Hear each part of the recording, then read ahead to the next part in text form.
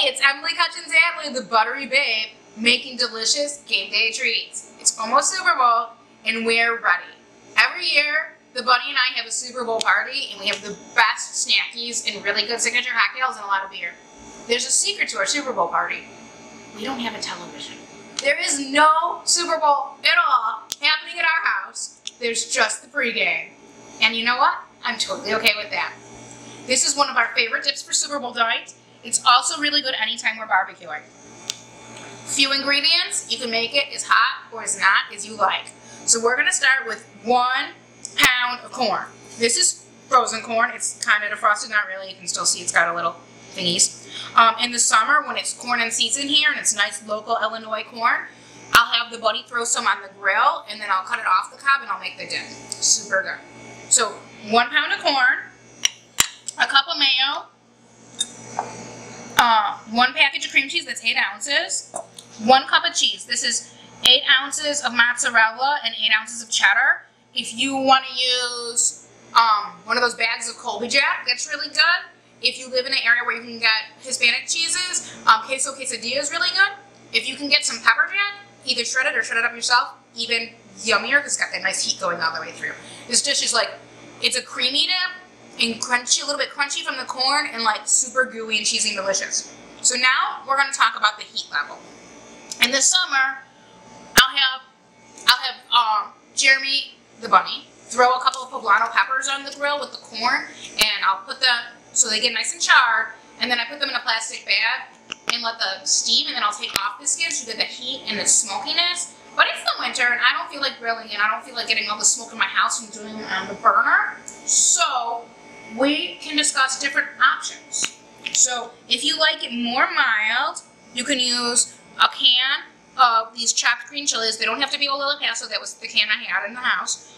Any brand. See, it's mild and they're chopped green. It'll just give a very, very subtle, not spiciness, but nice flavor. If you like it hotter, like I do, you can get some pickled jalapenos. These are not the nacho slices. These are like for regular Mexican food.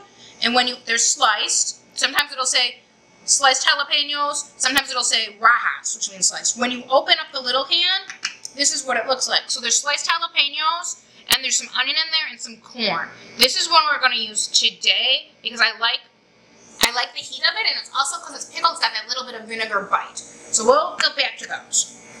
To start with, we've got our 8 ounces of cream cheese and our 8 ounces of mayonnaise. I love mayonnaise, obviously, because it's fatty and delicious. Don't use a low-fat mayonnaise. It'll make it really unpleasant because it's not delicious. But if you don't want to use the mayonnaise, you can use a cup of sour cream instead. Sour cream is actually not that bad for you. I'm going to mush this up with my spoon. No, I'm not.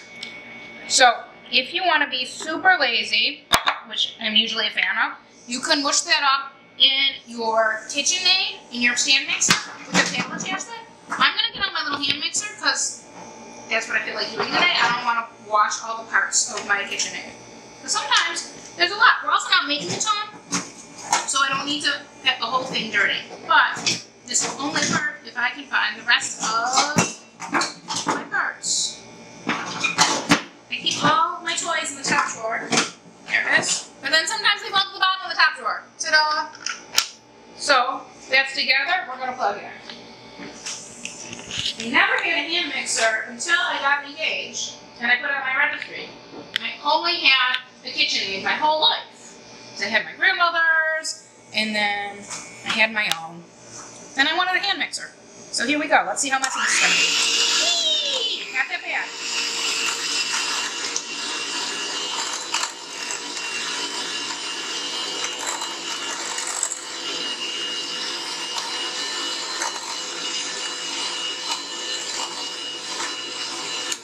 So you just mix that up a little bit to get it evenly dispersed, and then we're going to put in most of the cheese. So that's 8 ounces of mozzarella and 8 ounces of cheddar. As I said, you could use a Colby Jack, you could use a pepper jack, you could use quesadilla. We're going to save a good big handful for the top, because that's my favorite part. And then on low, because you don't want to make too much of a mess, just mix that together.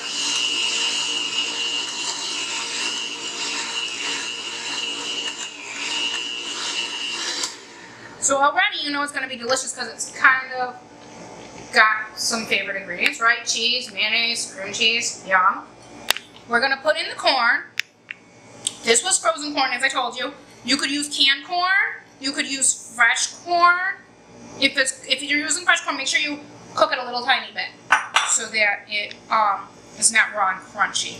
We're going to let that sit for a second while we look at our jalapenos. So today, remember, we decided we were going to go the spicier route with the pickled jalapenos. And that comes with the onion and the carrot. This is sliced, but they're still kind of big pieces.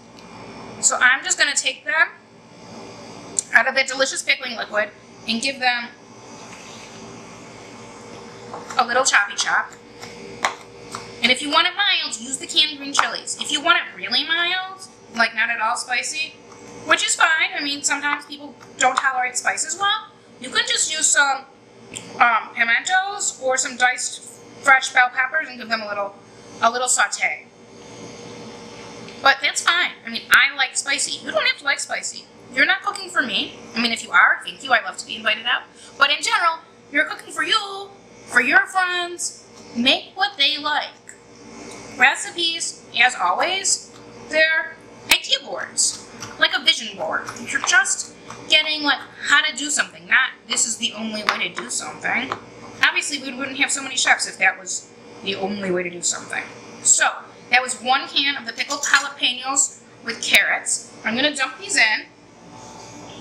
And then if you'll give me just a second, I'm going to wash my hand because it's slippery and spicy. Okay, clean hands, not such a clean heart. Can't have everything, can we? So this is our cream cheese, mayonnaise, shredded cheese, and then the corn and the pickled jalapenos with the carrots. We're going to mix it together. Not going to use the hand mixer right now because I don't want the corn to be all broken up. If you were doing this in your stand mixer with the paddle attachment, it's a little bit more gentle than the hand mixer is with the whisk. But now we've got that cream cheese kind of softened up, so it's not such a chore to mix it together. Oh, I almost forgot. We just need a couple cracks from our trusty pepper mill. Round out that seasoning. If you like cilantro, go ahead and throw some in.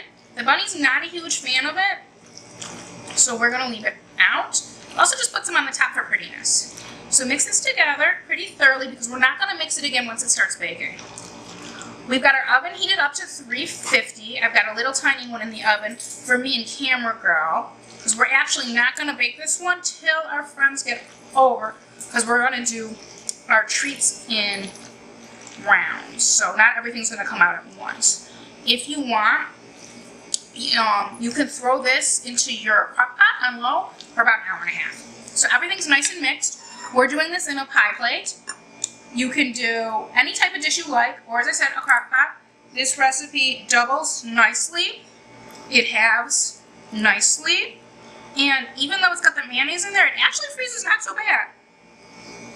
So sometimes I'll make a double batch and I'll freeze 1 pan so that way if we have some unexpected guests, we can pop it out of the freezer and let it come up to room temperature for about half an hour and then pop it into the oven. So, just spread it out like that. So yum. And then we've got our reserved cheese. This is not extra, it's from the 2 cups. I'm just going to mix the cheddar and the mozzarella together.